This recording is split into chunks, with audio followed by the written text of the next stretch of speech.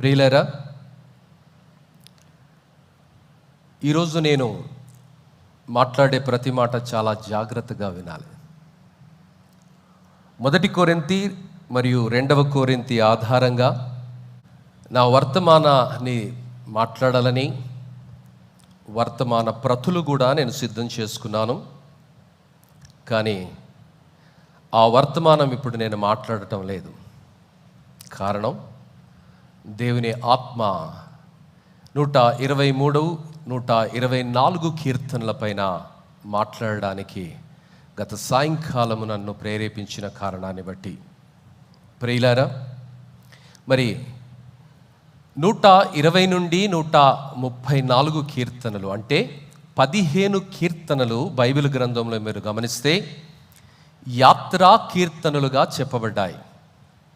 మరి యాత్రా కీర్తనలుగా ఎందుకు చెప్పబడ్డాయి అంటే, ప్రతి సంవత్సరము వార్షిక పండుగను వారు నిర్వర్తించడానికి యూదులు అంటే ఇశ్రాయేలీలు కొండల పైన ఎంతో ఎత్తులో ఉన్నటువంటి యెరూషలేము దేవాలయానికి ఆరాధన నిమిత్తమై కాలినడకన వారు ప్రయాణమై వెళుతూ ఉంటారు. ఈ 15 కీర్తనలు ఎంతో ఆనందంగా పాడుకుంటూ మరి వెళుతారు. కాబట్టి ఈ 15 కీర్తనలను యాత్రా కీర్తనలుగా సంబోధించారు. మరి 123వ కీర్తన నేపథ్యాన్ని మనం చూస్తే, అది రాసినటువంటి రచయిత ఒక అజ్ఞాత రచయిత. ఆయన పేరు రాయబడలేదు. ఆయన రాస్తున్నటువంటి సందర్భం ఏమిటంటే, దేవుని కృపకై ఆయన ప్రార్థన చేస్తున్నాడు. ఒక భయంకరమైనటువంటి శత్రుముఖలు వారిపైకి వస్తున్నప్పుడు, అన్యాయంగా అక్రమంగా వారిపైన దాడి జరుగుతున్నప్పుడు, మరి ఒక దాసి కన్నులు యజమాని వైపు, దాసురాలి వైపు ఎలా చూస్తారో అలా నీ యొక్క కృపకై నేను అర్జిస్తున్నాను ప్రభా అంటూ ఆ అజ్ఞాత రచయిత ఆ కీర్తన రాశాడు. మరి 24వ కీర్తన నేపథ్యాన్ని మనం ఆలోచన చేస్తే, దేవుడు తమ పక్షాన ఉండకపోతే ఆ భయంకరమైనటువంటి శత్రువులు ఎంత భయంకరమైనటువంటి వికృత కీడ చేసేవారు. వారి నోట్లకు మమ్మలను ఎరగా ఇవ్వనటువంటి దేవుడు, మాకు తోడై ఉన్నటువంటి దేవుడు, మమ్మలను సజీవులుగా ఉంచినటువంటి దేవుణ్ణి ఇశ్రాయేలీలు కృతజ్ఞతతో కీర్తిస్తున్నటువంటి కీర్తన అది. ప్రియులారా, ప్రతి కీర్తనకు ఒక నేపథ్యం ఉంది. కీర్తనలు చదువుతుంటాం కానీ ఆ కీర్తనలు ఎందుకు చదివారన్నది మనకు తెలిస్తే చాలా ఆనందిస్తాం. మన అనుదిన జీవితాలలో అవి మనకు స్ఫూర్తిని నింపుతాయి.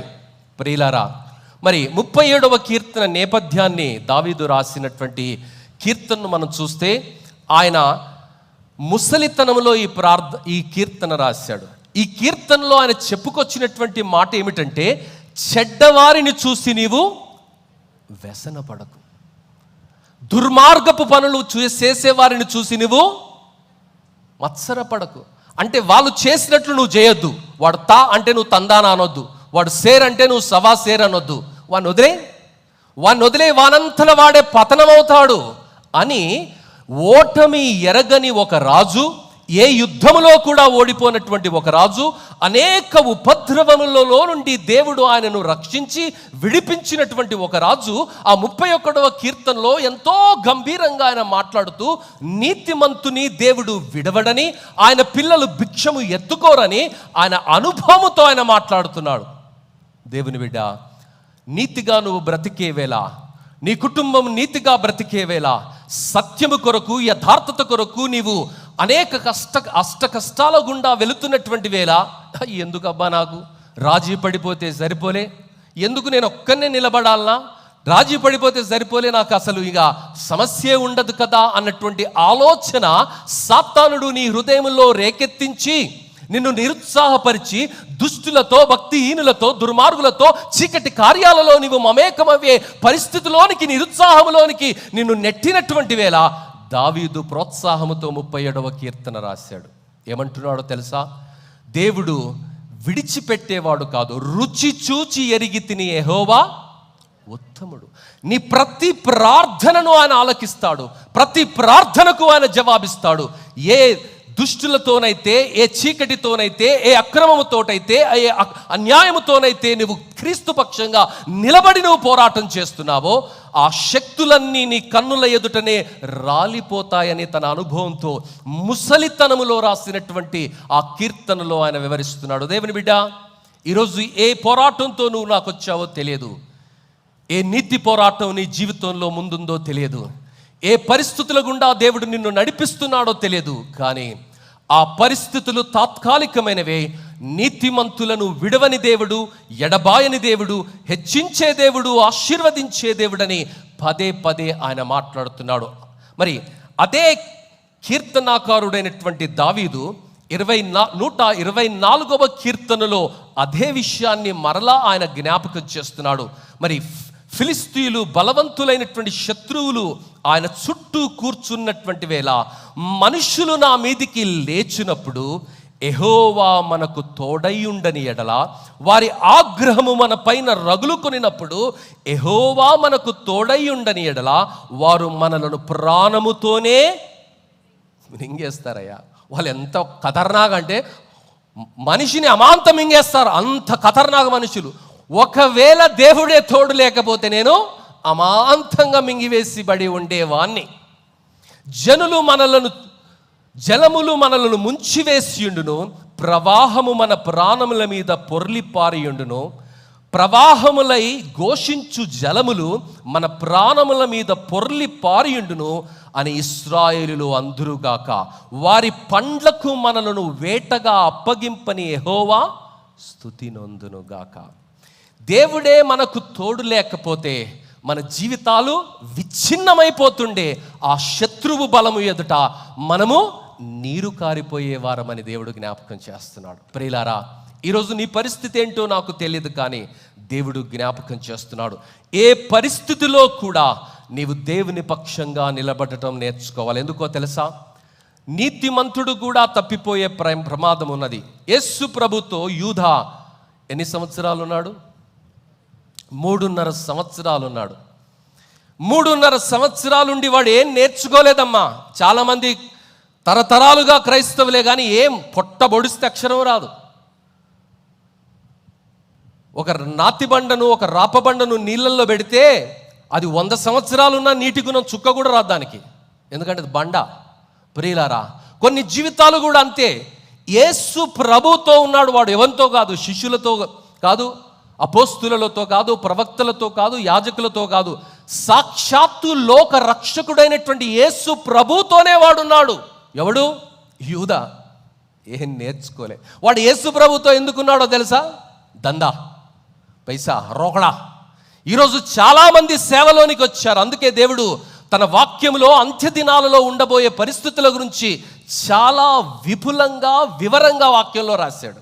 ఎందుకంటే బోత్ అచ్చా ఇన్కమ్ అయ్యాయి. ఈరోజు యూదా కూడా అలాంటి ఆలోచనతోనే వాడు వచ్చాడు సేవలోనికి. వాడు ఏం చేస్తున్నాడో తెలుసా? దేవుడు వానికి చాలాసార్లు హెచ్చరించాడు, అలాంటి వాడు పుట్టి ఉండకపోయుంటే మంచిది అని. కానీ వాని పేరాశను బట్టి, వాని దురాశను బట్టి, వాని తప్పుడు ఆకాంక్షలను బట్టి వాని హృదయంలోనికి, వాడి హృదయపు తలుపులను వాడు ఒకనికి తెరిచాడు. చదువుతున్నా గమనించండి. లూకా సువార్త 22వ అధ్యాయము 3వ వచనం నుండి. అంతటా 12 మంది శిష్యుల సంఖ్యలో చేరిన ఇస్కరియోతు అనబడిన యూదాలో సాతాను ప్రవేశించను గనుక వాడు వెళ్ళి ఆయనను వారికి ఎలాగో అప్పగింపవచ్చునో దానిని గూర్చి ప్రధాన యాజకులతోనూ అధిపతులతోనూ మాట్లాడాడు. వాడు ఏం చేస్తున్నాడు? తిన్నింటి వాసాలు లెక్కబెట్టే రకం అన్నమాట. వాడికి అన్నం పెట్టినటువంటి యేసయ్యను, గుర్తింపించినటువంటి యేసయ్యను, యేసయ్యనే అమ్మనికి చూస్తున్నాడు వాడు. ఇది బ్యాచ్. ఇది వీని ఆలోచన. వీని ఆలోచన ఎందుకు ఇలా వచ్చిందో తెలుసా? వానిలోనికి దురాత్మ ఎంటర్ అయింది. ఆ దురాత్మ వాన్ని ఎక్కడికి నడిపించొద్దో తెలుసా? దేవుని శత్రువుల దగ్గరికి నడిపించింది. ఆ శత్రువుల దగ్గరికి వెళ్ళి వాడు ఒక ఒప్పందం చేసుకుంటున్నాడు. ఏమని చేసుకుంటున్నాడంటే, అందుకు వారు సంతోషించి గనుక వాడు వెళ్ళి ఆయనను వారికి ఎలాగో అప్పగింపవచ్చునో దానిని గూర్చి ప్రధాన యాజకులతోనూ అధిపతులతోనూ మాట్లాడు. అందుకు వారు, అరే వీడు ఒకడు మంచోడు దొరికిండు మనకు, వీడు లేకపోతే మనం ఎక్కడ దుక్కి దున్నుతాం? అది వాని పెయ్యతోడే దున్నాలి కదా, వీడే మన దగ్గరికి వచ్చాడు కదా. వారు సంతోషించి వానికి ద్రవ్యం ఇచ్చి సమ్మతించిరి. వాడు అందుకు ఒప్పుకొని జన సమూహములు లేనప్పుడు ఆయనను వారికి అప్పగించుటకు తిరిగి తగిన సమయము వెతుకుచుండు. దేవుని బిడ్డ, ఒక యూదా దేవునితో ఉన్నవాడే తప్పిపోయే ప్రమాదం ఉంటే నా సంగతి ఏంటి? జాగ్రత్తగా లేకపోతే, వివేకంతో లేకపోతే మనం చేసే పనులన్నీ మనకు మంచిగానే అనిపిస్తాయి. యూదా కూడా చేస్తున్నటువంటి పని వానికి ఎప్పుడు చెడ్డ పని అనిపించలేదండి. వాడు చేస్తున్న పని చాలా గొప్ప పని అనుకున్నాడు. వాడు యేసయ్యను అప్పచెప్పడం చాలా గొప్ప పని అనుకుంటున్నాడు. వాడు ఎంత దుర్మార్గుడో చూసారా? ఇది మానవుని యొక్క తప్పుడు ఆలోచన విధానం. అందుకే ఇర్మియా 19:17-9 ఏమంటాడంటే, హృదయం అన్నింటికన్నా మోసకరమైంది, దానిని గ్రహించగలిగిన వాడు ఎవడు అని దేవుని వాక్యం సెలవిస్తుంది. దేవుని వాక్యములో సామెతలు 21:2 చూస్తే, ఒకడు తనకు ఏర్పరచుకొనిన మార్గము ఎట్టిదైనను తన దృష్టికి అది న్యాయముగానే కనబడు. యెహోవాయే హృదయములను పరిశీలన చేయువాడు. నీతి న్యాయములను అనుసరించి నడుచుకొనుట బలులు అర్పించుట కంటే యెహోవాకు ఇష్టమైనది. ఈరోజు మరి నేను వెళుతున్న మార్గం చాలా కరెక్ట్ అండి, నేను చేస్తున్న పని చాలా కరెక్ట్ అని చాలామంది అనుకుంటున్నారు. యూదా కూడా అనుకున్నాడు. ఏమయ్యాడు యూదా? నాశనమైపోయాడమ్మా. ఇవన్నీ దేవుడు తన వాక్యములో ఎందుకు రాయించాడండి అంటే, అంత్య దినాలలో ఇలాంటి పరిస్థితులు పునరావృతమవుతాయి కాబట్టి భక్తిహీనుల మార్గములో, అక్రమమైన మార్గములో, అన్యాయమైన మార్గములో, బలాత్కార మార్గములో నీవు నడవకూడదని దేవుడు పదే పదే హెచ్చరిస్తున్నాడు. భక్తిహీనులు న్యాయము చేయనొల్లరు, వారు చేయు బలాత్కారము వారిని పట్టుకొని పోవును. ఎవడైతే బలాత్కారం చేస్తాడో వాని మీదికి అది బలాత్కారం వస్తుంది. సద్దాం హుసేన్, ఇలా చెప్పుకుంటూ వెళితే అనేక మంది నియంతలు ఉన్నారండి. హిట్లర్, ముసోలి, గడాఫే, ఎంతోమంది భయంకరమైనటువంటి బలాత్కారం చేశారు. మనుషులపైన ఒత్తిడిని తీసుకొని వచ్చారు, దౌర్జన్యం చేశారు. ఈ వాక్యం నెరవేర్చబడిందా లేదా? కాలం, చరిత్ర నీకు నాకు నేర్పేది. ప్రియులారా, మరి అంత్య దినాలలో, అపాయకరమైనటువంటి సమయాలలో మనం ఉన్నటువంటి వేళ, మరి భయంకరమైనటువంటి పరిస్థితులలో మనం ఉన్నప్పుడు ఎలా ఉంటాయో అంత్య దినాల్లో దేవుడు రాయిస్తున్నాడు. ఆ మాట ఏమిటో తెలుసా? ధర్మశాస్త్రమును త్రోసివేయు వారు దుష్టులను పొగుడుదురు, ధర్మశాస్త్రమును అనుసరించు వారు వారితో పోరాడుదురు. దుష్టులు న్యాయం ఎట్టిదైనది గ్రహింపరు, యెహోవాను ఆశ్రయించు వారు సమస్తమును గ్రహించదు. If you are led by the holy spirit, if your holy spirit is guiding you, you will understand what truth is. సత్యమేంటో నీకు అర్థమవుతుంది. మరి దుష్టులు దేవుని సన్నిధిలో ఉన్నా, దేవునితో ఉన్నా కూడా వారికి అర్థం కాదండి. దేవుని బిడ్డ, ఇది భయంకరమైనటువంటి హెచ్చరిక. విశ్వాసిగా సత్యాన్ని నువ్వు వీక్షించగలుగుతున్నావా? గ్రహించగలుగుతున్నావా? అలాంటి ఒక ప్రమాదము మన జీవితాలలో పొంచి ఉన్నది కాబట్టి ఈ వర్తమానాన్ని నేను మాట్లాడబోతున్నా. ప్రియులారా, వర్తమానానికి ఇవ్వబడినటువంటి టైటిల్ అతి వినయంగా. The title of my message, అతి వినయంగా ఈ వర్తమానాన్ని వివరిస్తున్నా. ఎందుకో తెలుసా? జీవితం ఒక వరం, జీవించడం ఒక గొప్ప అవకాశం. ప్రియులారా, యూదాకు ఒక జీవితం ఇవ్వబడింది. దేవునితో కలిసి జీవించడం ఒక వరం. ఆ జీవితాన్ని వాడు విచ్ఛిన్నం చేసుకున్నాడు. సౌలుకు ఒక అవకాశం ఇవ్వబడింది. దేవునితో కలిసి దేవుని ఆలోచన ప్రకారము మొట్టమొదటి రాజుగా అభిషేకించబడ్డాడు. కానీ మనుషుల కొరకు దేవున్నే వాడు పనంగా పెట్టాడు, దేవుని చిత్తాన్ని. దేవుని బిడ్డ, ఏలీ పిల్లలు దేవుని సన్నిధిలోనే పుట్టారు, దేవుని సన్నిధిలోనే ఎదిగారు. ప్రతిరోజు వాళ్ళ నాన్న యాజక ధర్మాన్ని చేయటం చూశాడు. కానీ ఆ మందిరానికి వస్తున్న, సేవ చేస్తున్న స్త్రీలతో వారు శయనించారు. ఎంత దుర్మార్గమైనటువంటి జీవితాన్ని వారు జీవించారు. దేవుని బిడ్డ, అహరోను ప్రధాన యాజకుడు, ఆయన 2 కుమారులు దేవుని సన్నిధిలోనికి, మరి లేవీలకు ఇవ్వబడినటువంటి ఆజ్ఞలు, లేవీలకు ఇవ్వబడినటువంటి నిబంధనలు సంపూర్ణంగా ఎరిగి ఉన్నప్పటికీ అన్యాజ్ఞని వారు తీసుకుని వచ్చిన కారణాన్ని బట్టి దేవుని సన్నిధిలోనే వారు దహించబడ్డారు.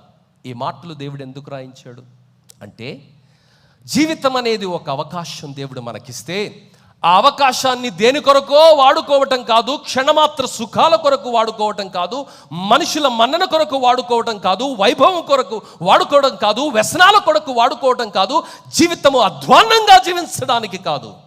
ఏ రక్తము కార్చి సిలువలో దేవుడు నిన్ను కొన్నాడో, ప్రశస్తమైనటువంటి జీవితాన్ని నీకు ఒక అవకాశంగా ఇచ్చాడో, ఆ జీవితాన్ని నువ్వు ప్రభువు కొరకు వాడాలన్నది దేవుని అభిమతమై ఉన్నది. దేవుని బిడ్డ, మరి సాధారణ జీవితం జీవించే వ్యక్తికి, అసాధారణ జీవితం సాహసంతో గొప్ప కార్యాలు చేసిన వ్యక్తులకు ఈ ఇద్దరిలోనూ ఉన్నది ఒకే ఒక్క సమానత. అదేంటో తెలుసా?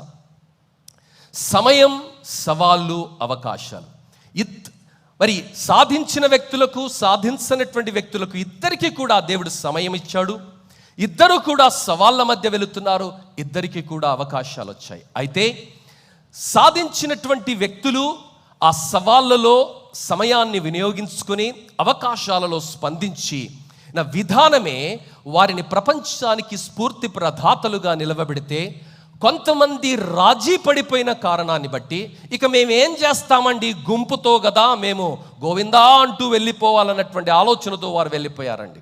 ప్రియులారా, కానీ దేవుడు నాకు ఒక జీవితాన్ని ఇచ్చాడు, ఆ జీవితాన్ని యేసు కొరకు నేను జీవిస్తానని అఖండ దీక్షతో, కంకణ సంకల్పముతో ఒంటరి అయినా ఒక్కడైనా నిలబడినటువంటి వారే ప్రపంచంలో అనేకమైన ఆవిష్కరణలు చేశారు.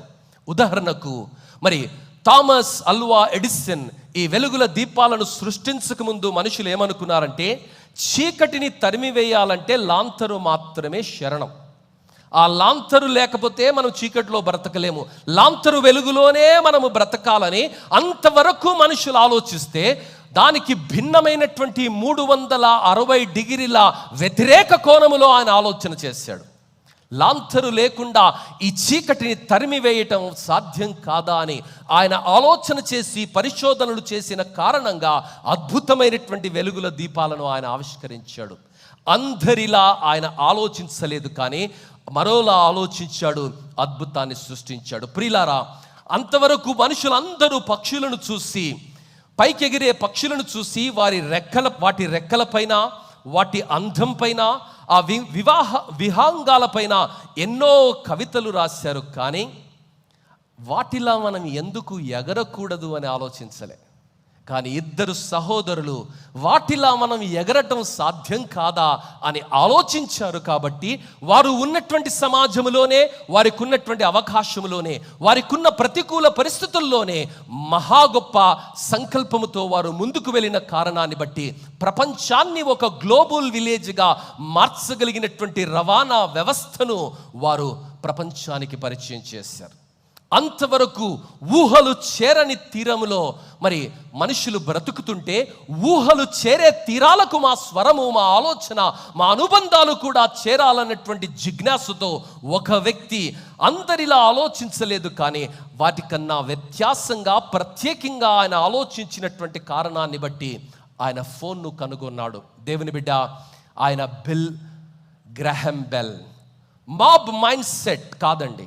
అందరూ అధిక సంఖ్యాకులు ఏది ఆలోచిస్తున్నాడో అది ఆయన ఆలోచించలేదు, కానీ దేవుని చిత్తానుసారంగా ఆయన ఒక ప్రత్యేకమైనటువంటి వాడని, ప్రత్యేకమైన సంకల్పంతో ఈ లోకంలోనికి పంపించబడ్డాడని, దేవుని చిత్తాన్ని ద్వారా ఈ లోకానికి మేలును, ఆశీర్వాదాన్ని ఆయన ద్వారా దేవుడు జరిగిస్తాడని నమ్మిన కారణాన్ని బట్టి అద్భుతాలు చేయగలిగినటువంటి ప్రతిభను దేవుడు వానికి అనుగ్రహించాడు. దేవుని బిడ్డ, ఈరోజు నా జీవితాలలో కూడా దేవుడు ఒక అవకాశాన్ని ఇస్తున్నాడు.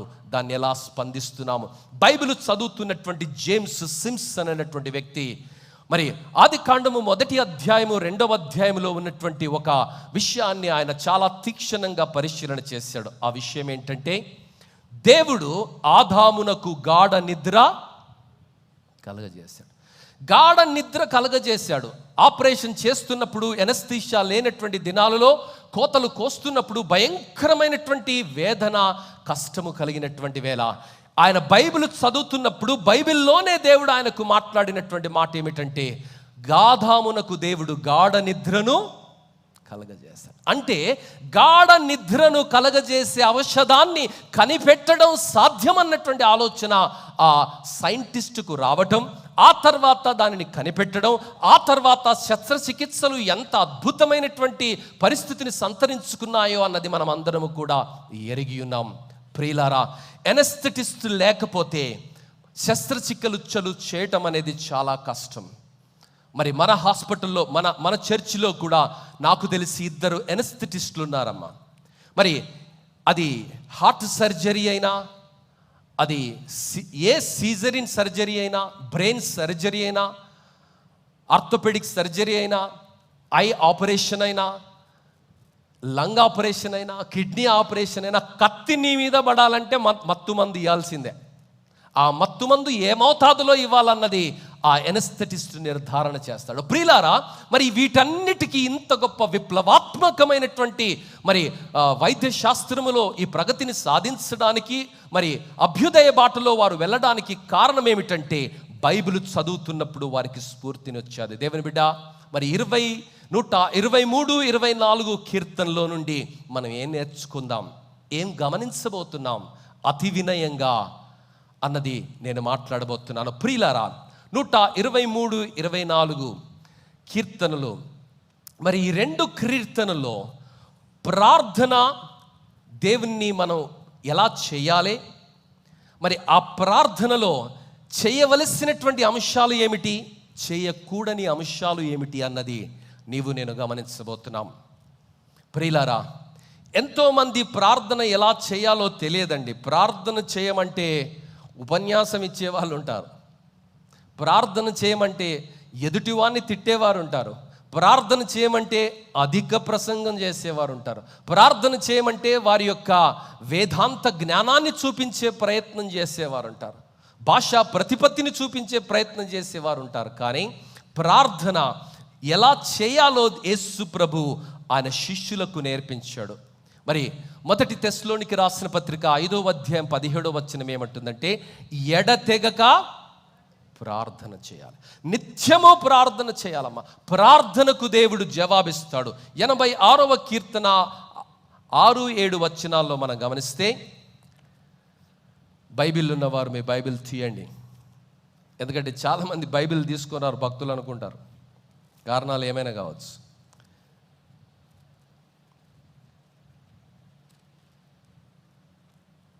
యెహోవా నా ప్రార్థనకు చెవియొగ్గుము, నా మనవుల ధ్వని ఆలకింపుము. నీవు నాకు ఉత్తరమిచ్చువాడవు గనుక నా ఆపత్కాలమందు నేను నీకు. ప్రియులారా, ఈరోజు నీకు ఆపద ఉందా, నీ కష్టం ఉందా, ఆర్థిక ఇబ్బంది ఉందా, ఆరోగ్య సమస్య ఉందా? ఏం చేస్తున్నావు? ఉద్యమం చేస్తున్నావా? బలాత్కారం చేస్తున్నావా? దౌర్జన్యం చేస్తున్నావా? దోపిడీ చేస్తున్నావా? నా నోటితో నేను సాధిస్తాను, నా బలంతో నేను సాధిస్తాను, నా శక్తితో నేను సాధిస్తాను, నా బలగంతో నేను సాధిస్తాను, వాడెవడు వీడెవడు అని అంటున్నావా? కానీ దేవుని వాక్యం ఏం నేర్పుతుందో తెలుసా? నీ ఆపత్కాలములో దేవునికి నీవు ప్రార్థన చేయి.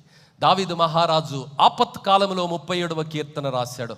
ఆపత్కాలములో నీవు నన్ను గూర్చి మొరపెట్టుము, నేను నీకు ఉత్తరం ఇచ్చాను. దేవుని బిడ్డ, ఈరోజు ఏ ఆపద నిన్ను దరి చేరిందో తెలియదు, ఏ ఆపద నీకు కష్టాన్ని వేదనను కలిగిస్తుందో తెలియదు, ఏ ఆపద నీ మనస్సును తొలుస్తుందో తెలియదు. కానీ దేవుడు ఈరోజు ఒక ప్రార్థన నేర్పిస్తున్నాడు. ఇశ్రాయేలీయులు యాత్రా కీర్తనలో దేవునికి తమ యొక్క మనవులను వారు అప్పజెప్పుకుంటున్నారు, దేవుని సన్నిధిలో వారు ప్రార్థన చేస్తున్నారు. దేవుని బిడ్డ, మరి ఈరోజు దేవుని సన్నిధిలో మనము ప్రార్థన చేసేటప్పుడు 2 చేయకూడనిటువంటి విషయాలు ఏమిటి, 2 చేయవలసినటువంటి విషయాలు ఏమిటి అన్నది చాలా సంకుచితంగా, చాలా క్లుప్తంగా నేను మాట్లాడబోతున్నాను. ప్రియులారా, ఇవి తెలియని రోజు జీవితం అంతా కూడా అస్తవ్యస్తంగా ఉంటుంది, జీవితం అంతా ఒడుదొడుకులతో ఉంటుంది, జీవితంలో శాంతి సమాధానం ఉండకుండా చిరాకుగా మనం బ్రతుకుతామమ్మా. ఈ యాత్రా కీర్తనలో ఉన్నటువంటి లక్ష్యమే అది. మరి జీవితంలో ఎలా ప్రార్థన చేయాలి, ఆ ప్రార్థనలో మనం ముందుకు ఎలా వెళ్ళాలి? ప్రియులారా, 23వ కీర్తనను ఒకసారి మనం గమనిస్తే, 23వ కీర్తన ఈ విధంగా సెలవిస్తుంది. 123వ కీర్తన గమనిస్తే, ఆకాశమందు ఆసీనుడైన వాడా, నీ తట్టు నా కన్నులు ఎత్తుచున్నాను. ఎవరి వైపు? లీడర్ల వైపు కాదు, నాయకుల వైపు కాదు, రాజకీయ నాయకుల వైపు కాదు, న్యాయాధిపతుల వైపు కాదు, పోలీస్ అధికారుల వైపు కాదు. ఎవరి వైపు చూస్తున్నా నేను? ఆకాశమందు న్యాయం తీర్చే దేవుడున్నాడు, పరిస్థితుల్ని మార్చే దేవుడున్నాడు, అన్యాయాన్ని సహించని దేవుడున్నాడు, పాపాన్ని సహించని దేవుడున్నాడు, నీతిని రక్షించే దేవుడున్నాడు, నీతిమంతుల్ని లేవనెత్తే దేవుడున్నాడు. తాత్కాలికంగా నీ జీవితంలో కష్టాలు ఎదురైనటువంటి వేళ, పరిస్థితుల గుండా నువ్వు వెళుతున్నటువంటి వేళ, జీవితంలో ఓడిపోయినట్టుగా కనిపిస్తున్నటువంటి వేళ, నీ జీవితంలో నువ్వు ఏం చేయాలి, దేవునికి ఎలా ప్రార్థన చేయాలో ఆ కీర్తనలో ఆయన మాట్లాడుతున్నాడు. అంతవరకు వారు ఏం చేస్తున్నారో తెలుసా? 121వ కీర్తన. కళ్ళప్పగించి సమస్యనే వారు చూస్తున్నారు. కొండల తట్టు నా కన్నులెత్తుచున్నాను, నాకు సహాయమే. కొండల తట్టు చూస్తే సమస్య వైపు నువ్వు ఎంతసేపు కళ్ళప్పగించి చూసినా పరిష్కారం రాదు. సమస్యను నువ్వు ఎంతసేపు చూసినా పరిష్కారం రాదమ్మా. దేవుని బిడ్డ, ఈరోజు ఒక ఆత్మీయ పాఠాన్ని దేవుడు మనకు నేర్పిస్తున్నాడు. ఆ పాఠం ఏంటో తెలుసా? నీవు దేవుని తట్టు చూడటము నేర్చుకోవాలి. నీ సమస్యల్లో మనుషుల వైపు చూడటం కాదు, కష్టాల వైపు చూడటం కాదు, ఆర్థిక పరిపుష్టి వైపు చూడటం కాదు, బలం వైపు చూడటం కాదు, బలగం వైపు చూడటం కాదు, వ్యతిరేకత వైపు చూడటం కాదు, ఏ పరిస్థితి వైపు చూడటం కాదు, కానీ ఆకాశమందున్న దేవుని వైపు చూడటం నువ్వు నేర్చుకోవాలి. దేవుని బిడ్డ, నేర్చుకున్నావా? ఎంతసేపు సమస్య గుండే మనం మాట్లాడతాం కదా. ఒక 5 నిమిషాల్లో నన్ను ప్రార్థన చేయమని అడిగారు అనుకోండి, వాళ్ళు ఏం చేస్తారో తెలుసా? ఫస్ట్ ఇలా ప్రారంభిస్తారు, పరలోకమందున్న మా తండ్రియో, ప్రేమ కలిగిన యేసయ్య. మరి ఈ విధమైనటువంటి మాటలు మాట్లాడిన తర్వాత మరి లాస్ట్కు మళ్ళీ యేసు నామములో అని క్లోజ్ చేస్తారు. ఈ మధ్యలో ఏం చేస్తారో తెలుసా? వాళ్ళు చింత, నిట్టూర్పు, నిరుత్సాహం, ఈ విషయాల గురించే మాట్లాడతారమ్మా. ఇవి కాదు ప్రార్థనలో నువ్వు చేయాల్సింది. నీకు బలం రావాలి, నీకు విజయం రావాలి అంటే నా ఆలోచనలు మారాలి. ఆ ఆలోచనలు దేవుని వైపు నీ దృష్టిని కేంద్రీకరించిన రోజు నువ్వు మారతాయి.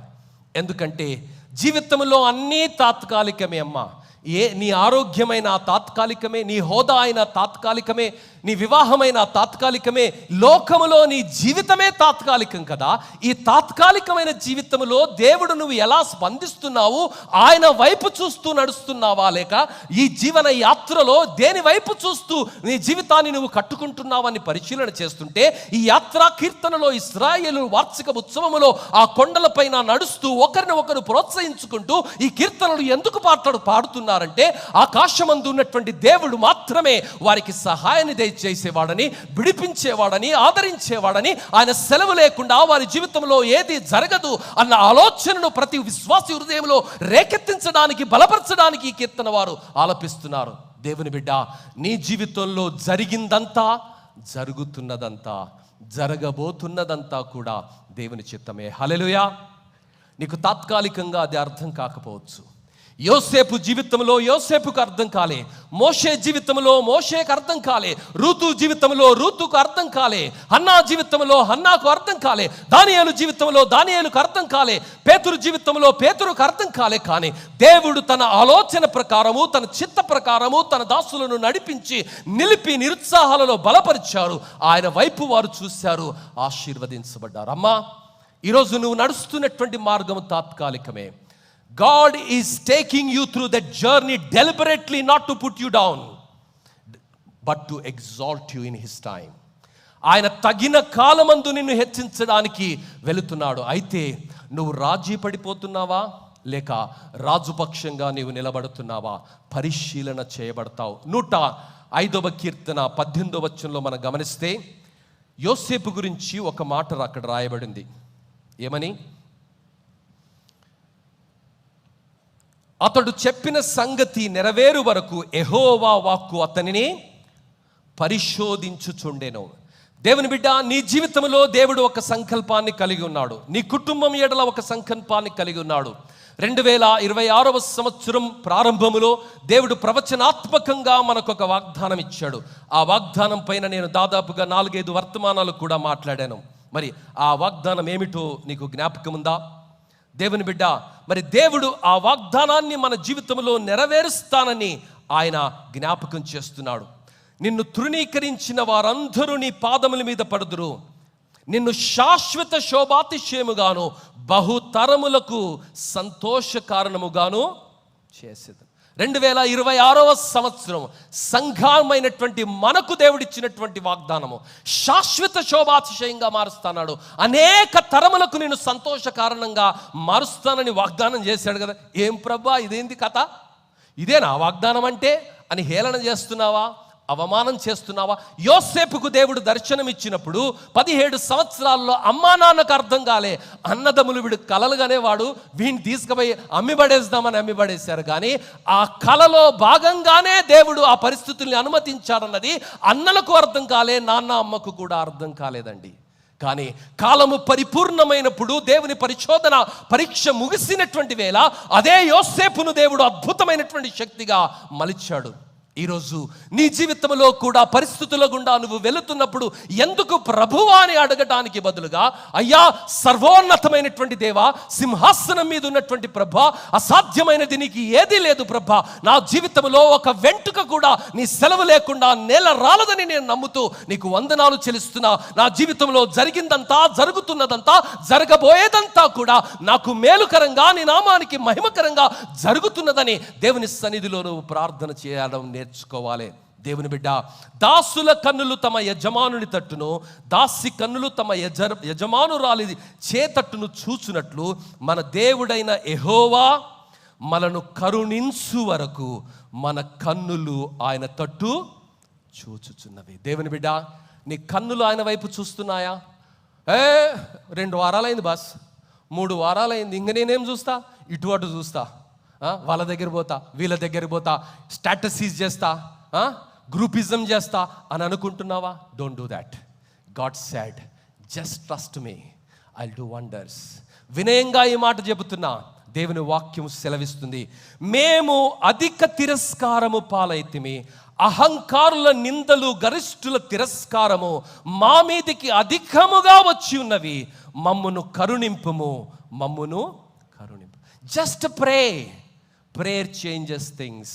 స్తుతి పరిస్థితిని మారుస్తుంది. స్తుతి పరిస్థితిని మారుస్తుంది. ప్రార్థన జీవితాలను, పరిస్థితుల్ని మారుస్తుంది. నమ్ముతున్నావా? దేవుడు నిత్యము విసుకగా ప్రార్థన చేయమన్నాడు. ఏ పరిస్థితిలోనైనా నీకు అర్థం కావలసినటువంటి అవసరం లేదు, దేవుడు వివరించవలసినటువంటి బాధ్యత దేవునికి లేదమ్మా. యోసేపుకు దేవుడు వివరించలే, దేవుడు మరి రూతుకు వివరించలే, దేవుడు దావీదుకు వివరించలేదు, దేవుడు యోబుకు వివరించలేదండి. కానీ అద్భుతంగా వారి జీవితాలను దేవుడు మార్చాడు. యోబు లాంటి కష్టాలు నీకు రాలే కదా. ఒకే రోజులో ఆయన జీవితాన్ని మనం గమనిస్తే 1వ అధ్యాయం 13 నుండి 19 వచనాల్లో చూస్తే ఆయనకి అన్ని విపత్తులు, ఒక గంటల సమయంలోనే అన్ని విపత్తులు విన్నాడండి. విన్న తర్వాత ఎంత గొప్ప గుండెనో ఆయనది. ఒక చిన్న విషయం వింటేనే మనం నీరు గారిపోయి అయ్యగారికి నీళ్ళు ఆపండి, అమ్మగారికి నీళ్ళు ఆపండి, గాడాలని అని అడావుడి చేస్తాం. ఆయన జీవితంలో 10 మంది పిల్లల్ని కోల్పోయాడండి, ఆస్తిని కోల్పోయాడండి, ఆరోగ్యాన్ని కోల్పోయాడండి, సర్వస్వాన్ని కోల్పోయాడు. కానీ దేవుని స్తుతించడం, దేవుని నమ్మకత్వాన్ని గురించి కీర్తించడం ఆయన మర్చిపోలే. దేవుని బిడ్డ, గమనిస్తున్నావా? 40 పాటలు కష్టాల మీద రాయడానికి నాకు ఒక అవకాశం ఇవ్వబడింది. ఆ కష్టాలలో నీవు నేను ఎలా స్పందించాలో ఆ పాటల్లో నేను రాస్తున్నాను. ఎందుకంటే నా జీవితము శ్రమల కొలిమి గుండా వెళుతున్నప్పుడు నువ్వు నేను ఎలా స్పందిస్తున్నాము. దేవుని బిడ్డ, దేవుడు మన జీవితాలలో ఒక ఘనమైనటువంటి ప్రణాళికను కలిగి ఉన్నాడు. పరిస్థితులు ఏమైనా కావచ్చు, ఆ పరిస్థితుల్లో దేవుడు అంటున్నాడు, God never gives you all things are bad things, but he gives you a prosperous life. దేవుడు నీకు ఘనమైన అభివృద్ధితో కూడిన జీవితాన్ని ఆయన వాగ్దానం చేస్తున్నాడు. మరి ఇర్మియా గ్రంథము 32వ అధ్యాయంలో చూస్తే దేవుడిస్తున్నటువంటి వాగ్దానం ఏమిటంటే, నేను వారికి మేలు చేయక మానకుండునట్లు నిత్యమైన నిబంధనలు వారితో చేయుచున్నాను, వారు నన్ను విడవకుండునట్లు వారి హృదయములలో నా ఎడల భయభక్తులను పుట్టించెదను, వారికి మేలు చేయుటకు వారి యందు ఆనందించుచున్నాను. What God says? దేవుడేమంటున్నాడు? మీకు మేలు చేయుటకు నేను మేలు చేసే దేవుడైతే ఈ కష్టం ఎందుకు వచ్చింది సార్? ఈ తలకాయ నొప్పి ఎందుకు వచ్చింది సార్?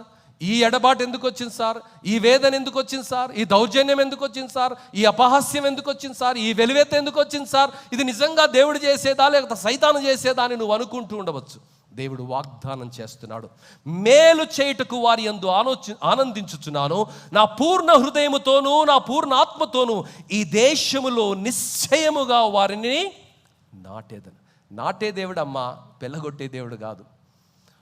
రూట్లతో సహా నిన్ను తీసి బయటకేసేవాడు కాదమ్మా, నిన్ను నాటే దేవుడు, పిలిచిన దేవుడు, నిలిపిన దేవుడు, అభిషేకించిన దేవుడు, ఆత్మచేత తన చిత్తాన్ని నీ జీవితంలో నెరవేర్చే దేవుడు ఈ మాటలు నీకు వినిపిస్తున్నాడు.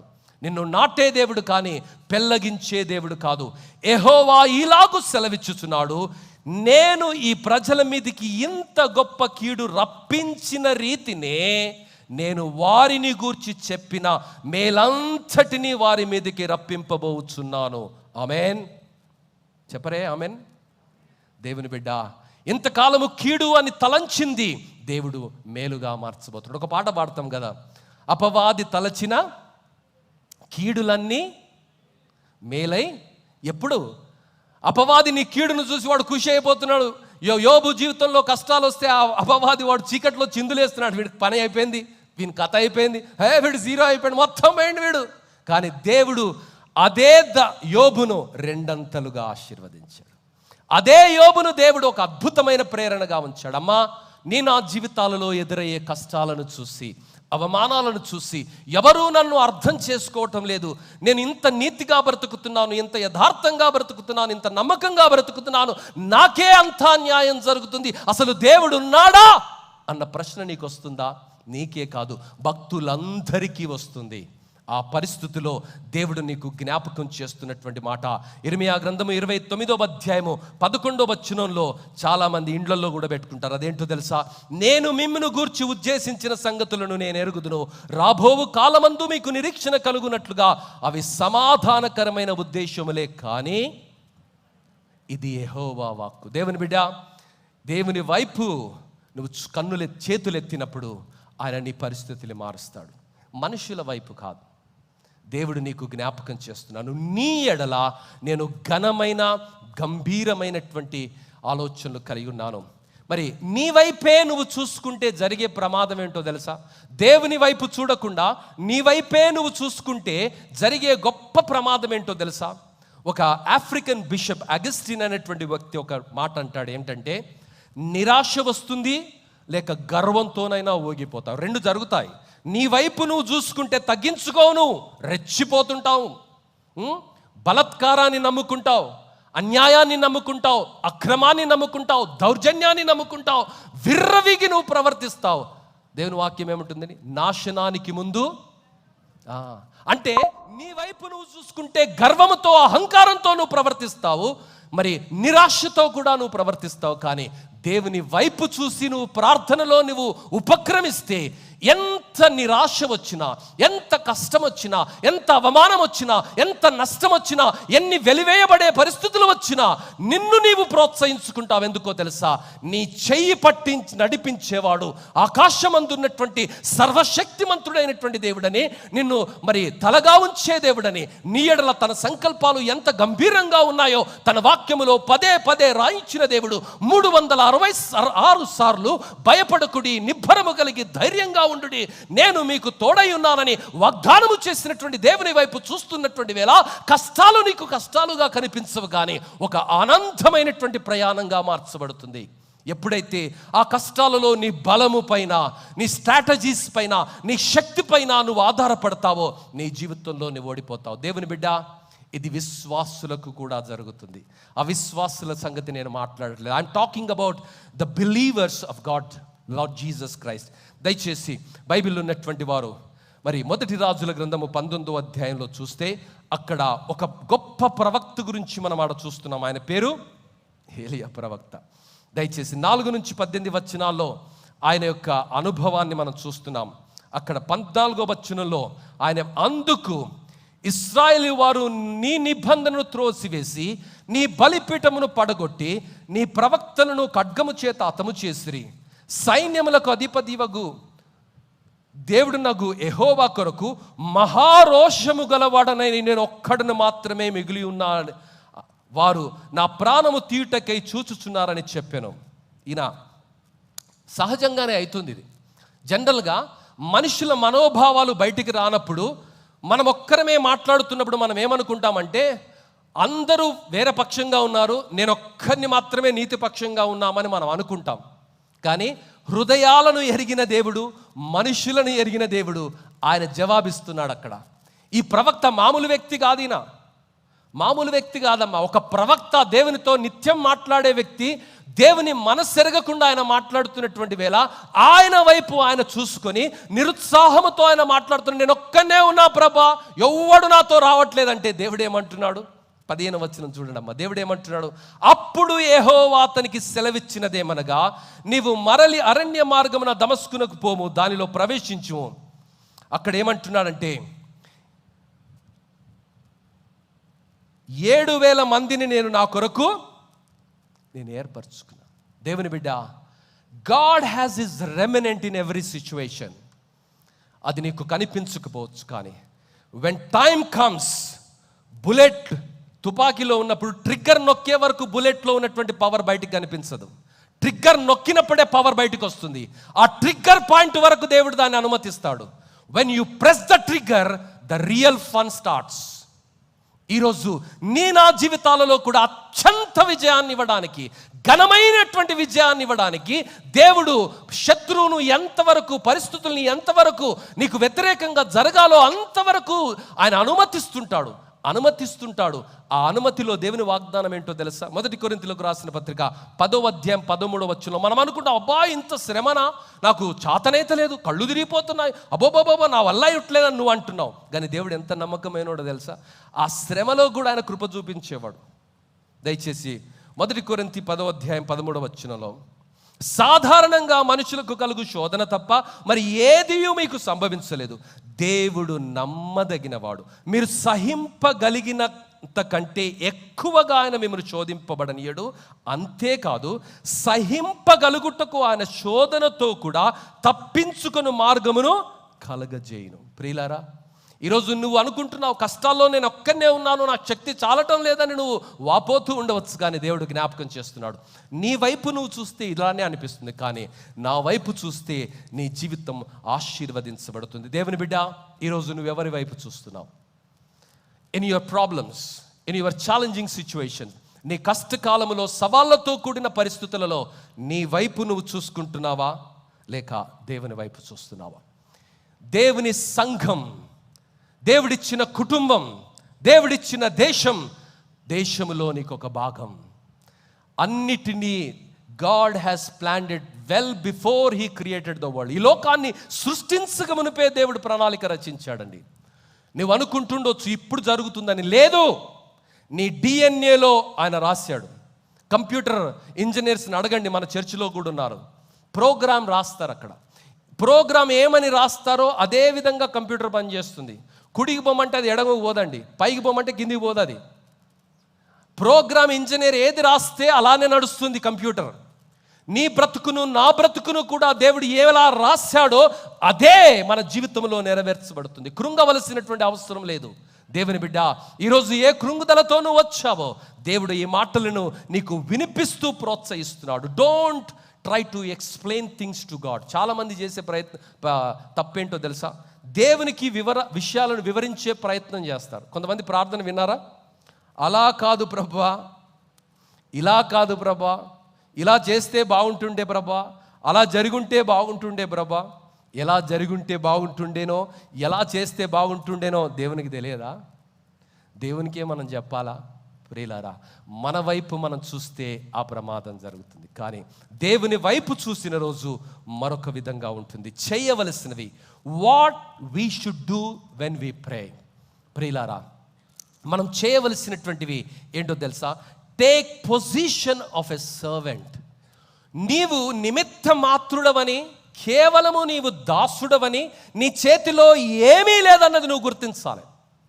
ఏది జరిగినా ఆయన చిత్తానుసారంగానే నీ జీవితంలో జరుగుతుందన్నది నువ్వు గుర్తించాలి. Never argue with God. కొంతమంది దేవునితో నేను వాగ్వాదం పెట్టుకుంటానండి, దేవునితో నేను పోరాడుతానండి. Don't dictate terms to God. ప్రియులారా, ఒక పోలీస్ అధికారి దగ్గరికి వెళ్ళి, ఒక కోర్టు న్యాయాధిపతి దగ్గరికి వెళ్ళి, మరి ప్రభుత్వ అధికారుల దగ్గరికి వెళ్ళి మనము వారికి ఆజ్ఞాపిస్తామా? ఇంపాసిబుల్ కదా. పోలీసు వాడి దగ్గర పోయాడు, వీడి వరకు గుండి పెట్టి చేతులు కట్టుకొని నిలబడతాడు. వీడు బయట మాత్రం దొరకారు ఇట్లా ఇట్లా నడుస్తాడు. పోలీసు దగ్గర ఎందుకు? Because of power. దేవరకొండలో మా స్కూల్లో నేను చదివేటప్పుడు పిఈటి చంద్రమౌళి సార్ ఉండేవారు, ఏబి శామ్యుల్ గారి మరి సమకాలికులు వాళ్ళు. ఆయన ఎవరితోటన్నా మాట్లాడే, ఫస్ట్ గుండి పెట్టరా అంటుండే. ఫస్ట్ గుండి పెట్టి మాట్లాడాలి.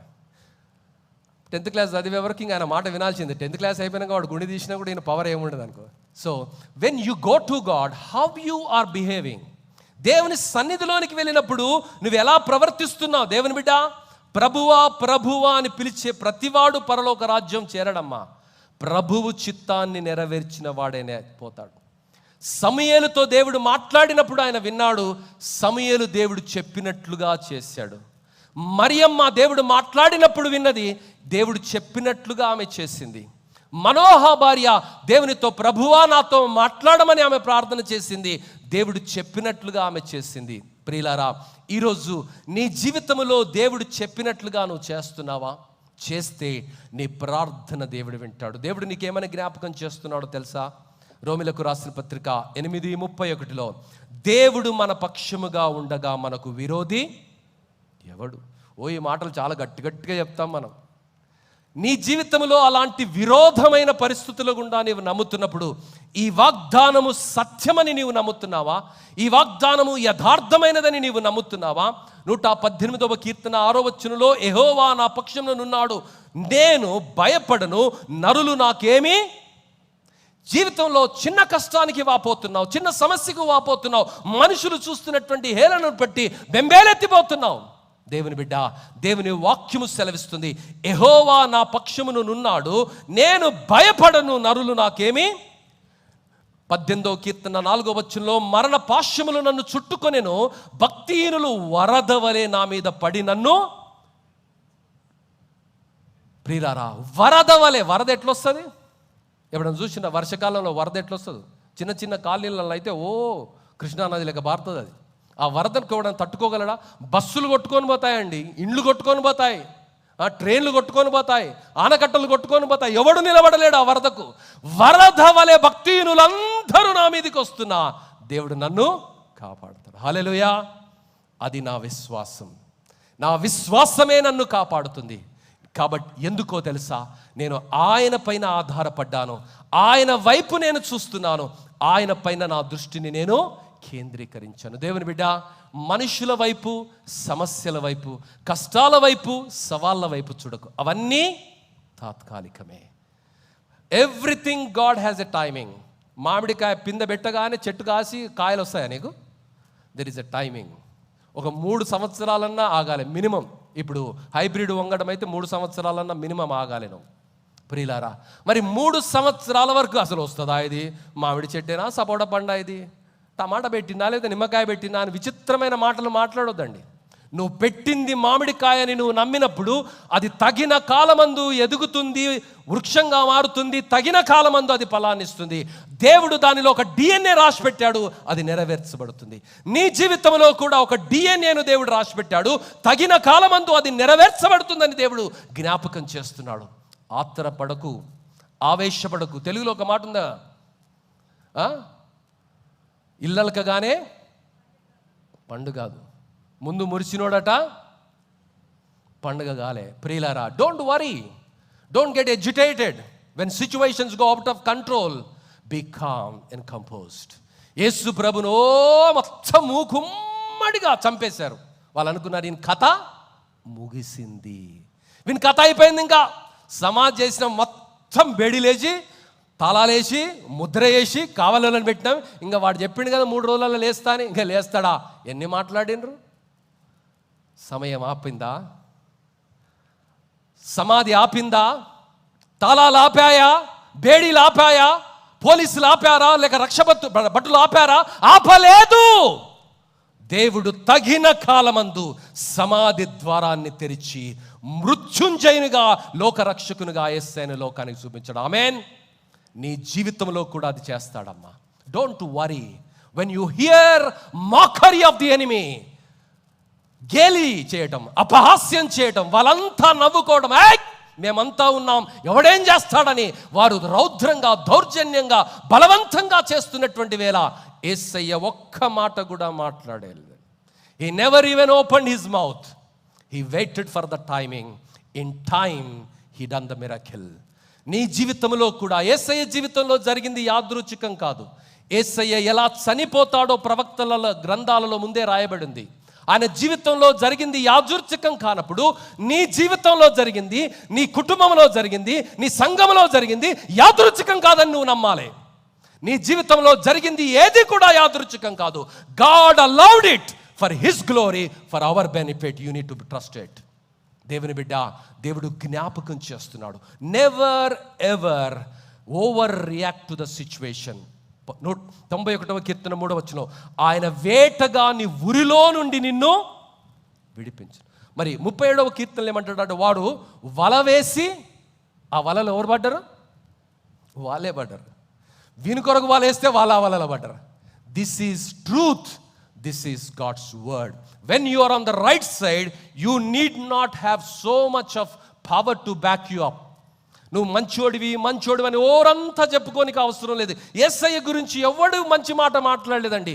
యేసయ్య గురించి దుష్ప్రచారం చేశారు. ఆయన సచ్చినోళ్ళని లేపాడు, విని లేపుకొని దొంగ కూడా మాట్లాడడం ప్రారంభించాడు. ఎంత విచిత్రం అంటే, శిలువ మీద దొంగ కూడా యేసయ్యకు నీతి బోధ చేయబట్టిండయా. అలాంటి ఒక సిచ్యువేషన్ దేవుడిస్తాడు. దొంగలు కూడా నీతి బోధలు చేసే పరిస్థితి వచ్చింది యేసయ్యకు.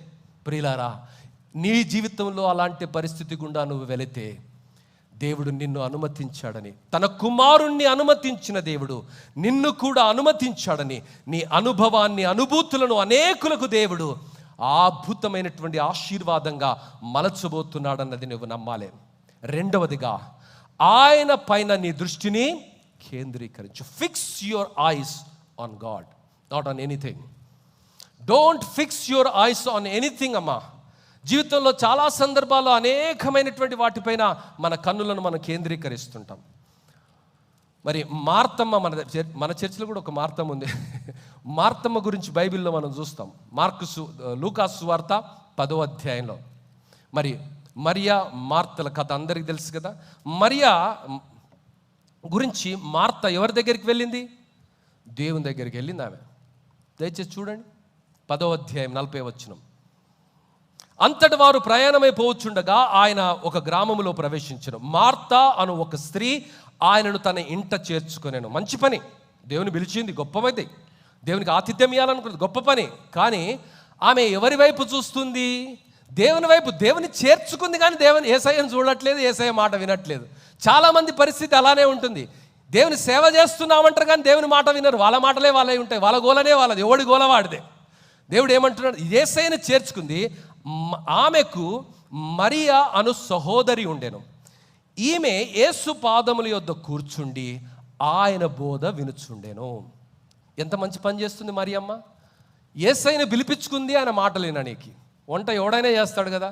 మరి ఆయన గొప్ప మాటలు, యేసయ్య మాటలు మరియమ్మ వింటుంటే, మార్త పిలిచిన తల్లి ఏం చేస్తుంది తెలుసా? యేసయ్య దగ్గరికి పోయి ఆమె ఏమి మాట్లాడుతుందో వినండి. 40వ వచనం. మార్త విస్తారమైన పని పెట్టుకున్నట చేత తొందరపడి, జల్దీ కా కామ్ శైతాన్ కా కామ్. చాలామంది ఇప్పుడే కావాలి, ఇప్పుడే అయిపోవాలి, ఈరోజే. ఏమో చచ్చిపోతున్నావు ఈరోజే? ఎందుకు ఆగలేవా? ఒక వారం ఆగలేవా? 2 వారాలు ఆగలేవా? నెల ఆగలేవా? ఏమవుతుందయా? ఎందుకు తొందరగా సైతాన్ పైన అన్నమా. ఇవ తొందరపడి సైతాన్ మాటలు మాట్లాడుతుంది. ఏం చూస్తున్నా? ఆయన యొద్దకు వచ్చి, ప్రభువా, నేను ఒంటరిగా పని చేయుటకు నా సహోదరి నన్ను విడిచిపెట్టినందున నీకు చింత లేదా? ఎంత తప్పుడు ఆరోపణ దేవుని పైన పెడుతుంది చూశారా?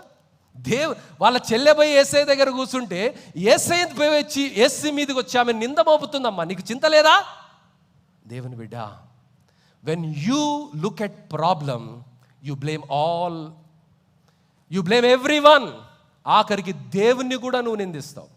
మార్త అదే చేస్తుంది.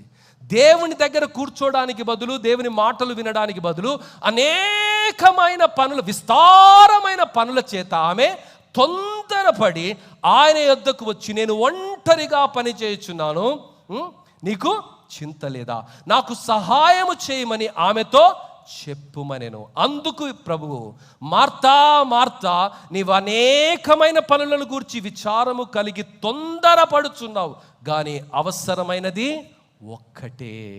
ఈరోజు తొందరపడుతున్నావా? తొందరపాటుతో ఏం సాధించలేవు. You can do nothing. You will create unrest, you create tensions, you create unwanted things everywhere. తొందరపడేవానితోటి అన్ని సమస్యలే వస్తాయండి. తొందరపడేవానితోటి అన్ని సమస్యలే వస్తాయి. లారీల వెనుక, డిస్టిక్లకు వెళ్ళే లారీల వెనుక మీరు గమనిస్తే ఒక మాట రాస్తారు, తొందరపడకే సుందరవదన అంటాడు. ఎందుకంటే తొందరపడితే చాలా కష్టం, తొందరపడితే చాలా కష్టం అండి. దేవుడు ఆ విషయాన్ని మార్తతో చెప్తున్నాడు, మార్తా మార్తా, నీవు అనేకమైన పనులను బట్టి నువ్వు తొందరపడుతున్నావు. ప్రియులారా, దేవుడు నా జీవితాలలో కాలాన్ని నిర్ణయించాడు, నా జీవితాలలో సమయాన్ని నిర్ణయించాడు.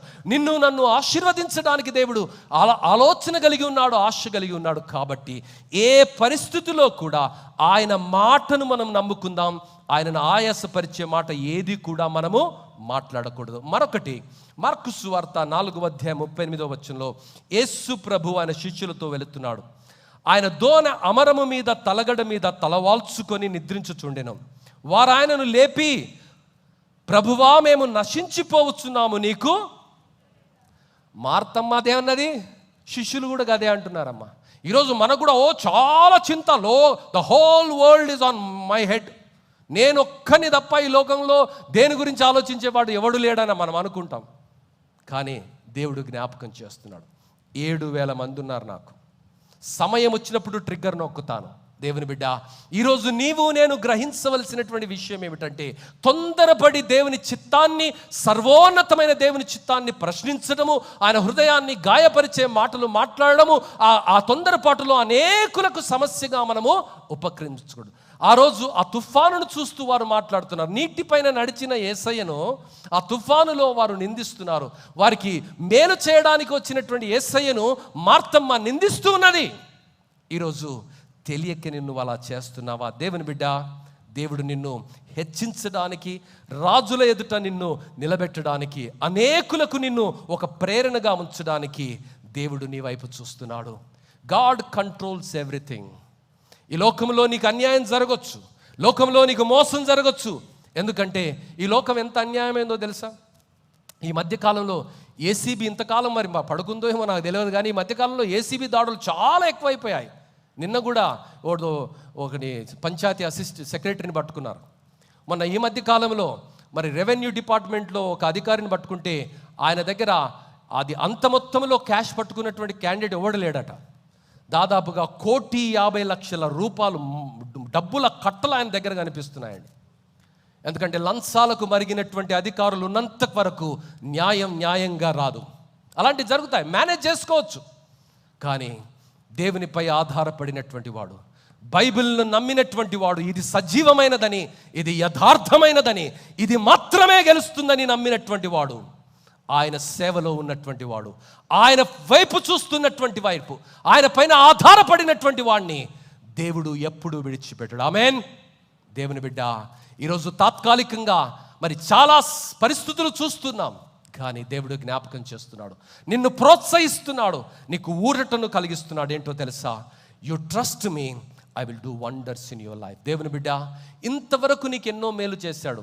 ఆ ఒక్క విషయం ఆలస్యం కావచ్చు, తొందరపడకు, ఆలస్యం కావచ్చు, కానీ ఆలస్యమైన అద్భుతాన్ని దేవుడు దాచిపెట్టాడు. ఆమేన్. ఆ అద్భుతాన్ని నీ జీవితంలో దేవుడు దయచేస్తాడు. అంతవరకు ఓపికతో ఉండాలి. యోసేపు తొందరపడలే, దానియేలు తొందరపడలే, దావీదు తొందరపడలే, మోషే తొందరపడలే, ఎస్తేరు తొందరపడలే, రూతు తొందరపడలే. నువ్వెందుకు తొందరపడుతున్నావు? నువ్వెందుకు నిరుత్సాహంగా ఉండా వెళుతున్నావు? నువ్వెందుకు ఆ మోకరిని చూసి భయపడుతున్నావు? హామాను అనే ఒక దుర్మార్గుడు మరి మొర్దెకైకి వ్యతిరేకంగా ఎంత కుట్ర పన్నాడండి. సిలువను కూడా వాడు సిద్ధం చేశాడు. ఎవడు చచ్చాడు ఆ సిలువలా? వాడే చచ్చాడు. సిలువను కూడా అయ్యే వరకు దేవుడు ఏం మాట్లాడలే, ఆ సిలువ మీద వాన్నే వేశాడు. దేవుని బిడ్డ, మరి అగ్నిగుండము 7 అంతలుగా తీవ్రతరం చేయబడింది. ఎవరు పడ్డారు అందులో? ఆ ముగ్గురు పడ్డారు. ఆ ముగ్గురుతో పాటు 4వ వాడు లోకానికి కనిపించాడు. దేవుని స్తోత్రం. నా జీవితాలలో అగ్నిగుండం 7 అంతలుగా తీవ్రతరమయ్యే వరకు దేవుడు వేచి ఉంటాడు. హామాను సిలువ సిద్ధము చేసే వరకు దేవుడు వేచి ఉంటాడు. ఫరో హృదయము కఠినమయ్యే వరకు దేవుడు వేచి ఉంటాడు. ముందు ఎర్ర సముద్రము, వెనక ఫరో సైన్యము, చుట్టుపక్కల భయంకరమైనటువంటి కొండలు వచ్చే వరకు దేవుడు వేచి ఉంటాడు. ఎందుకో తెలుసా? శత్రువును కూకటి వేళ్లతో సహా నీ సన్నిధిలో నుంచి దూరం చేయడానికి, నీకు అద్భుతమైనటువంటి విజయాన్ని అందించడానికి, ఆయన నామాన్ని నీ ద్వారా మహిమపరచుకోవడానికి దేవుడు సమయం కొరకు ఎదురు చూస్తున్నాడని జ్ఞాపకం చేస్తుంటే, ఆ చిన్న విషయాన్ని బట్టి తొందరపడి మాట్లాడుతున్నావా? ఎన్ని మేలు చేస్తున్నాడు దేవుడు. చక్కటి గాలిని నీకు ఇచ్చాడు. లాస్ట్ వీక్ పాస్టర్ గారు చెప్పారుగా, ఢిల్లీలో ఆక్సిజన్ కొరకు ఆక్సిజన్ బ్యాంక్స్ ఉంటాయి ఢిల్లీలో. స్పెషల్లీ వింటర్ టైంలో ఆక్సిజన్ కొనుక్కుంటారు, దొరకవు.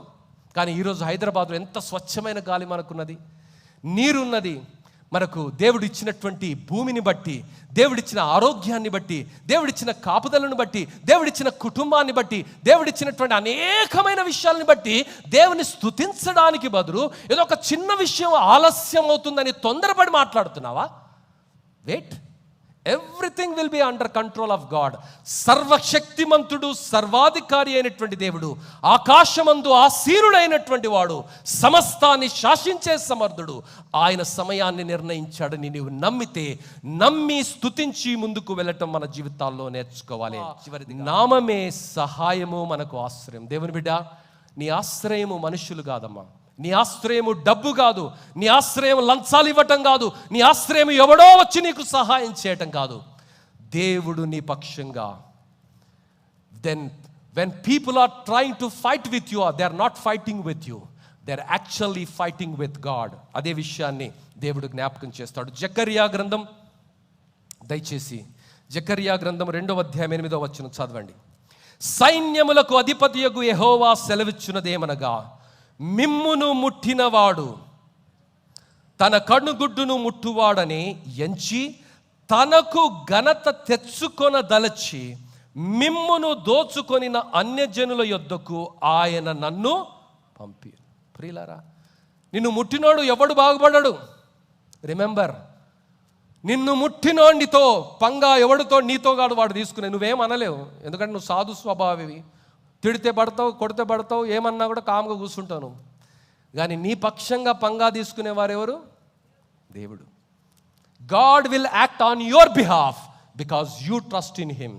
You give everything to God. దయా, నేను బలహీనున్నయ్యా, నాకు చేత కాదు స్వామి, నేను చెడ్డ మాటలు మాట్లాడలేను ప్రభా, తిరిగి లేను, కొట్టలేను ప్రభా, ఎంత అక్రమంగా అన్యాయంగా మూకుమ్మడిగా నా పైన అన్నా నేను ఏమనలేనని దేవునికి నీవు చెబితే నీ పక్షంగా దేవుడు నిలబడతాడు. ఆయనతో గెలిచి యుద్ధం చేసి గెలవడం ఎవరికైనా సాధ్యమవుతుందా?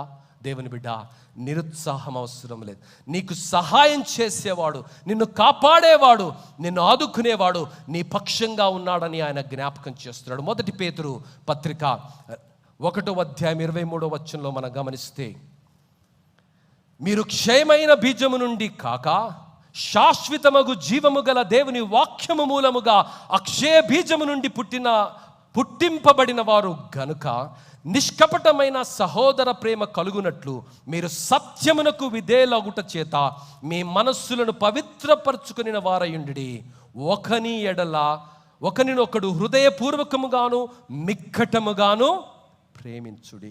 సర్వ శరీరులు గడ్డిని పోలిన వారు, వారి అందమంతయు గడ్డి పువ్వు వలె ఉంది. గడ్డి ఎండును, దాని పువ్వులు రాలును, అయితే యెహోవా వాక్యము నిత్యము నిలుచును. దేవా, ఈరోజు నీకు వాగ్దానం ఇచ్చాడు. What is that promise that God has given you? శాశ్వత శోభాతిశయంగా నిన్ను మారుస్తాడు. ఎక్కడైతే అవమానం జరిగిందో అక్కడనే నిన్ను ఆశీర్వదిస్తాడు. కండిషన్ ఏంటంటే, నెవర్ కాంప్రమైజ్ విత్ ట్రూత్. ఒంటరివైనా ఒక్కడివైనా యేసయ్యలా నిలబడడం నేర్చుకో. దానియేలులా నిలబడడం నేర్చుకో. షడ్రక్ మేషక్ అబేద్నెగోలా నిలబడడం నేర్చుకో. మొర్దెకైలా నిలబడడం నేర్చుకో.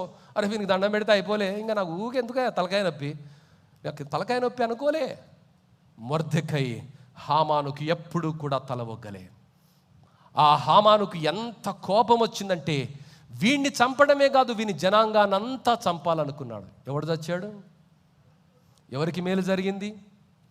కానీ మొర్దెకై ఆ పరిస్థితి గుండా వెళుతున్నప్పుడు ఎంత మెంటల్ టెన్షన్ గుండా వెళ్ళాడో నో వన్ నోస్. నా జీవితాలలో మెంటల్ టెన్షన్ ఎందుకు వస్తుందో తెలుసా? మన బలంతో మనం సాధించాలనుకున్నప్పుడు మెంటల్ టెన్షన్ వస్తుంది. కానీ మొర్దెకై ఉపవాసం, ఎస్తేరు ఉపవాసం ఉండి వాళ్ళు ఏం చేశారమ్మా? ప్రార్థన చేశారు. దేవుడు కార్యాలు చేశాడు. ఈరోజు నీ జీవితంలో కూడా దేవుడు కార్యాలు చేస్తాడు. దేవుడు జ్ఞాపకం చేస్తున్నాడు. దావీదు జీవితంలో చాలా కష్టాలు వచ్చాయి, చాలా కన్నీళ్ళు వచ్చాయి. శత్రువుల యొక్క కుయుక్తుల మధ్య ఆయన వెళ్ళినప్పుడు ఆయనను కాపాడినటువంటి దేవుడు, జీవితంలో ఒక కీర్తనను, కృతజ్ఞతనిచ్చినటువంటి దేవుడు. ఈరోజు నువ్వు ఆ దేవుణ్ణి ఆరాధిస్తున్నావు. ఆ దేవుడు మారలే. పరిస్థితులు నీకు భిన్నంగా ఉండవచ్చు. ఆయన పరిస్థితులు వేరు, నీ పరిస్థితులు వేరు. పరిస్థితులు పరిస్థితులే, సమస్యలు సమస్యలే. అయితే ఆ సమస్యలలో దేవుని పక్షంగా నిలబడి, దేవుని కొరకు నిలబడి, తొందరపడకుండా నీవు జీవిస్తే తగిన కాలమందు దేవుడు నిన్ను హెచ్చిస్తాడు. ప్రియులారా, చాలామంది బైబిల్ గ్రంథంలో మరి ఒక వ్యక్తి ఉన్నాడు. వాడు జనాలను నేర్పించుకొని వాడే కింగ్ లెవెల్లో ఫీల్ అయ్యాడు. వాడును వాని జనులందరూ గోల్మాలైపోయారు. తొందరపడొద్దు. దేవుని వాక్యం సెలవిస్తుంది, ప్రతిదానికి దేవుడు సమయాన్ని నిర్ణయించాడు. ప్రసంగి గ్రంథం 5వ అధ్యాయం 1వ వచనం చదవండి. ఏమనుంది అక్కడ? నీవు దేవుని మందిరమునకు పోవునప్పుడు నీ ప్రవర్తన జాగ్రత్తగా చూచుకొనుము. తొందరపడకు, జాగ్రత్త సుమా. ఎందుకో తెలుసా? ప్రతిదానికి దేవుడు సమయాన్ని నేను పెట్టాడు. ప్రతిదానికి సమయము కలదు. తొందరపాటొద్దు. కావున ప్రతిదానికి సమయం పెట్టినటువంటి దేవుడు కొట్టడానికి, కూల్చడానికి, నిలబెట్టడానికి, దాచుకున్నది పడేయడానికి కూడా సమయం పెట్టాడు. So don't worry, situations will rise in your life. నువ్వు అపార్థం చేయబడతావు. యేసయ్య కూడా అపార్థం చేయబడ్డాడు. మరి నెక్స్ట్ వర్తమానంలో నేను మాట్లాడుతుండొచ్చు. 1 కొరింథీయులకు రాసిన పత్రికలో ఆయన సంఘాన్ని స్థాపించిందే పౌలు. వారికి చాలా విషయాలు చెప్పారు. ఇలా ఉండాలి, అలా ఉండాలి, అలా చేయొద్దు, ఇలా చేయొద్దు, భయంకరమైన పాపాల గురించి సువిస్తారంగా ఆయన మాట్లాడితే 2వ పత్రిక ఎందుకు రాస్తాడో తెలుసు? ఆయన మీదనే టార్గెట్ పెట్టిండ్రు. వీడు మాకు చెప్తాడా అని ఆయననే టార్గెట్ చేసిండ్రు. ఇంటికి వెళ్ళిన తర్వాత 2 పత్రికలు చదవండి. ఆయన మనోవేదనతో విషయాలను వివరిస్తుంటాడు. ఆయన ఎంత యథార్థంగా. దేవుని బిడ్డ, when you stand on Jesus side, దేవుడు ఎప్పుడనలే నీ కష్టాలే రావు తమ్మి, నీకు సమస్యలే రావు చెల్లి అని చెప్పలే. మీకు లోకములో శ్రమ అయినా ధైర్యం తెచ్చుకోండి, నేను లోకాన్ని గెలిచాను. యుద్ధం అంటే ఇక్కడ పోగానే విజయం రాదు. యుద్ధంలో పోరాటం ఉంటుంది, నష్టం ఉంటుంది, కష్టం ఉంటుంది, ఆయాసం ఉంటుంది, చీకటి ఉంటుంది, దుఃఖం ఉంటుంది, మరి తెలియని పరిస్థితులు ఉంటాయి. వాటన్నీ ముగిసిన తర్వాత అంతిమంగా విజయం నిర్ధారణ చేయబడుతుంది. దేవుని బిడ్డ, నా జీవితాల్లో కూడా దేవుడు పరిస్థితుల గుండా నడిపిస్తున్నప్పుడు దేవుని వైపు చూద్దాం, ఆయన వైపు చేతులెత్తుదాం. ఆయన న్యాయం చేసేవాడు. లోకంలో మనకు న్యాయం జరిగినా జరగకపోయినా దేవుడు, ఆయన న్యాయం చాలా గొప్పగా ఉంటుంది. ఆ న్యాయానికి ఎవడూ కూడా ఎదురు చెప్పలేని పరిస్థితి. ఆ న్యాయం శత్రు శేషం లేకుండా అది ప్రతి ఒక్క పుల్లతో సహా అది తీసేస్తుంది. ఆ రోజు హామాను శేషమే లేదండి. ఆ రోజు మరి దేవుడు అంటున్నాడు, ఈరోజు చూసినటువంటి ఫిలిస్తీన్లను మీ బ్రతుకులో మీరు ఎప్పుడు చూడరు. ఇంకంతే ఆ పరిస్థితులు దేవుడు చేస్తాడు. Don't worry, but trust God. Let's pray. తలలో ఉంచినట్లయితే ప్రార్థన చేసుకుందాం. అమ్మా, అయ్యో ఆందోళన చెందుతున్నావా? తొందరపడిపోతున్నావా? శత్రువు తనకు తాను హెచ్చించుకుంటున్నాడు ఓ అని. కొంచెం ఓపిక పట్టు, తొందరపడకు.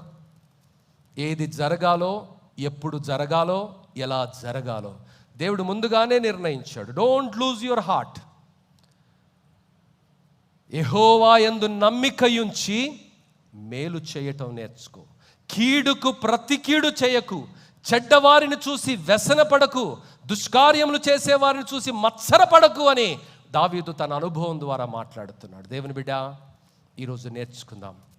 దేవునికి మన జీవితాన్ని, మన భవిష్యత్తును, మన భయాలను, మన ఆందోళనలను, మన సమస్యలను నీతి న్యాయము కలిగినటువంటి దేవునికి అప్పచెప్దాం.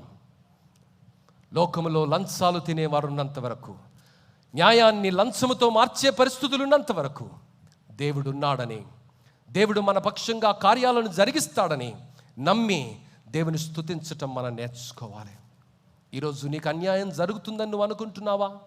అక్రమమే గెలుస్తుందని నువ్వు అనుకుంటున్నావా? నీతిగా బ్రతకడం వ్యర్థమని అనుకుంటున్నావా? లేక రాజకీయ ధోరణితో దౌత్యవేత్తగా మరి ఎంతో దౌత్యాన్ని నువ్వు ప్రదర్శిస్తున్నావా? జాగ్రత్త. నీతిపక్షంగా ఉన్నవాడికే దేవుడు జవమిస్తాడు. దౌత్యాన్ని చేసేవాడు కనుమరుగైపోతారన్నది వాక్యం సెలవిస్తున్న సత్యం. దానియేలు దౌత్యం చేయలేదు, యోసేపు దౌత్యం చేయలేదు, ఎస్తేరు దౌత్యం చేయలేదు, రూతు దౌత్యం చేయలేదు. నీతిపక్షంగా నిలబడ్డారు, నిజం పక్షంగా నిలబడ్డారు. ఆ నీతిని కోటి సూర్యుల కాంతి కన్నా కాంతివంతమైనటువంటి దేవుడే వారి నీతిని ప్రపంచానికి పరిచయం చేశాడు. 1000 సంవత్సరాలు గడుస్తున్నా వారి జీవితం స్ఫూర్తిగా నేటికి నిలవబడింది. మరి నీ జీవితాన్ని ఈ తరములో మార్చడానికి ఒకే జీవితాన్ని ఇచ్చాడు, ఒక అవకాశాన్ని ఇచ్చాడు. What steps you are taking for God to bless you? Are you running your own battles? Are you trying to depend on your own strength and prove that you are wonderful? Don't do that. Don't do that. Wait on the Lord. దేవునిపై ఆధారపడు, దేవుడు సహాయం చేస్తాడు. పరలోకమందున్న మా తండ్రి, మీకు వందనాలు స్వామి. ఈరోజు మీరు ఇచ్చినటువంటి ఈ వాక్యాన్ని బట్టి మీకు వందనాలు. ఆకాశమందు ఆసీనుడైన వాడా, నీ వైపు మా కన్నులు ఎత్తుతున్నామయ్యా. సర్వాధికారి, నీ వైపు మా కన్నులు ఎత్తుతున్నామయ్యా. న్యాయం చేసేదేవా, నీ వైపు మా కన్నులు ఎత్తుతున్నాము. నీతి కలిగిన తండ్రి, నీ వైపు మా కన్నులు ఎత్తుతున్నామయ్యా. ఎక్కడనైతే సంఘములో సత్యము స్తంభముగాను స్థిరముగాను దీపముగాను ఉండాలో అక్కడనే న్యాయం కొరకు జరుగుతుందని నీ వైపు చూస్తున్నామయ్యా. అవును నాయనా, నీ ప్రజలైనటువంటి ఇశ్రాయేలును అణచినటువంటి అనేకమైనటువంటి దుర్మార్గపు రాజులందరినీ కూడా మట్టి కరిపించావు స్వామి. ఆ అనుభవంతో దావీదు మహారాజు రాసినటువంటి ఆ కీర్తన మా జీవితాలలో నూతన వరవడిని, అంత్య దినాలలో విశ్వాస జీవితంలో, విశ్వాస యాత్రలో ఎదురయ్యే అనేక పోరాటాలలో ఎలాంటి వైఖరితో మేము ఉండాలి, తొందరపడకుండా నీపై ఆధారపడి స్థగిన కాలమందు మేలు చేసే దేవుడమని, అద్భుతాలను జరిగించే దేవుడమని మా జీవితాన్నే ఒక ప్రేరణగాను, ఒక స్ఫూర్తిగాను, ఒక ఉజ్జీవాగ్నిగాను, ప్రపంచానికి ఒక పాఠంగాను మలచబోతున్నావన్నది నీ ద్వారా మేము విని నీకు వందనాలు చెల్లిస్తున్నాం. అవును ప్రభా, తాత్కాలిక పరిస్థితులలో నీవు మమ్మల్ని పరిశోధిస్తుండగా పాపముతో మమేకమవుతున్నామా, పరిస్థితులతో మమేకమవుతున్నామా, సత్యాన్ని సమాధి చేసే దిశగా ఉన్నామా, లేక క్రీస్తు పక్షంగా నిలబడుతున్నామా అన్నది పరిశీలన చేస్తున్నాం. ఎవరైతే నీ పక్షంగా నిలబడతారో, నీ కొరకు నిలబడతారో, నీ సమయము కొరకు నిలబడతారో వారిని తగిన కాలమందు హెచ్చించే దేవుడమని పేతురు ద్వారా నువ్వు జ్ఞాపకం చేస్తున్నావు. అవును ప్రభా, నీవు హెచ్చించినప్పుడు ఆ పరిస్థితి మరోలా ఉంటుంది. అంతవరకు నీ వైపు చూస్తూ, నీపై ఆధారపడి ప్రభా, దేనికి తొందరపడకుండా, దేనికి ఆవేశపడకుండా, నీవిచ్చే వరకు, మేము పొందుకునే వరకు మౌనంగా, దీనంగా, పరిశుద్ధంగా, యథార్థంగా నీ సన్నిధిలో కనిపెట్టి నీ బిడ్డలుగా జీవించే భాగ్యాన్ని ప్రసాదించమని, వెత్తబడిన వాక్యాన్ని నీరు కట్టి ఫలింపు చేయమని యేసు నామములో అడిగి వేడుకుంటున్నాము తండ్రి.